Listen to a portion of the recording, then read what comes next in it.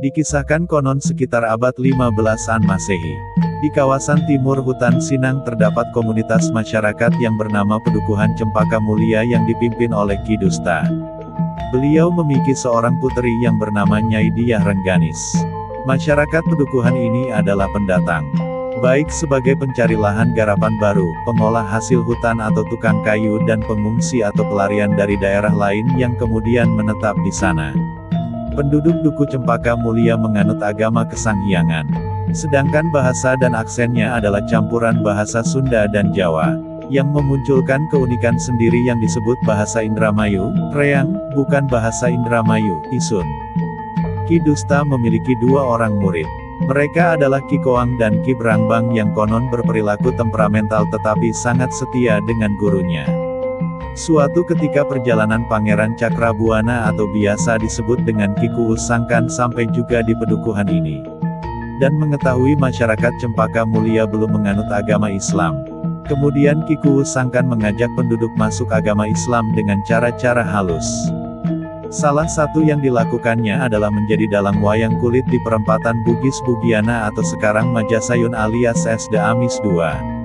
Dan wayangnya dibuat mendadak dari kulit banteng yang ditangkap di hutan Sinang. Penduduk Cempaka Mulia pun menonton wayang kulit ini.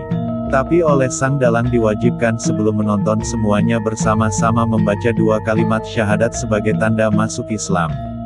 Singkat cerita Ki Kuwus Sangkan harus kembali ke Cirebon. Ki Kuwus Sangkan mengutus Ki Walidin untuk menetap dan mengajarkan ilmu keislaman pada penduduk setempat yang baru masuk Islam.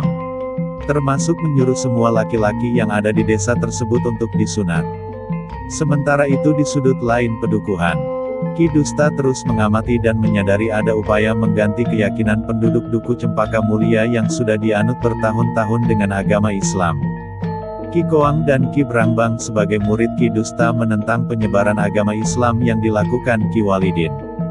Pertentangan ini semakin hari semakin memanas dan puncaknya adalah terbunuhnya Ki Walidin. Tewasnya Ki Walidin diketahui oleh Ki Kuwus Sangkan di Pakungwati sehingga Ki Dusta dan muridnya pantas dihukum. Tanpa menunggu lama dengan jarak yang akan ditempuh sangat jauh, Ki Kuwus Sangkan segera mengirimkan pasukan kecil pilihan dari Pakungwati dan santri-santri dari Pasambangan. Ditunjuklah Ki Ageng Agrantaka dan Ki Ageng Krapyak untuk memimpin pasukan ini. Dan diperintahkan ke Cempaka Mulia secepatnya sedangkan Ki Kuwus Sangkan akan menyusul kemudian. Kabar kematian Ki Walidin ini membuat pedukuhan Cempaka Mulia mencekam dan ketakutan.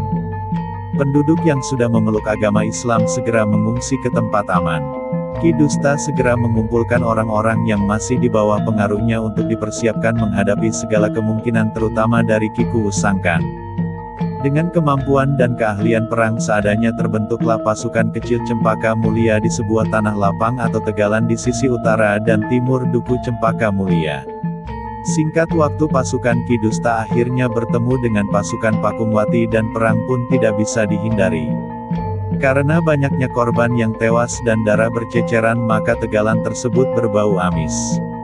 Dan tanahnya pun berubah warna.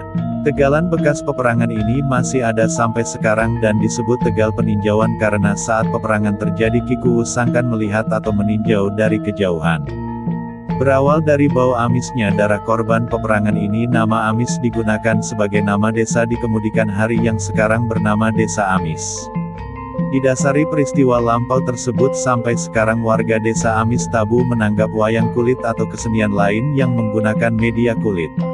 Seperti kuda lumping sebab jika dilanggar maka diyakini akan muncul prahara seperti dahulu atau meninggalnya salah seorang anggota masyarakat setempat. Jika ada adat-adat desa lain pun bukan wayang kulit yang dipertunjukkan seperti desa-desa sekitar tetapi warga desa ini menggunakan wayang golek cepak. Terima kasih sudah menonton. Jangan lupa like, share dan subscribe. Bye-bye.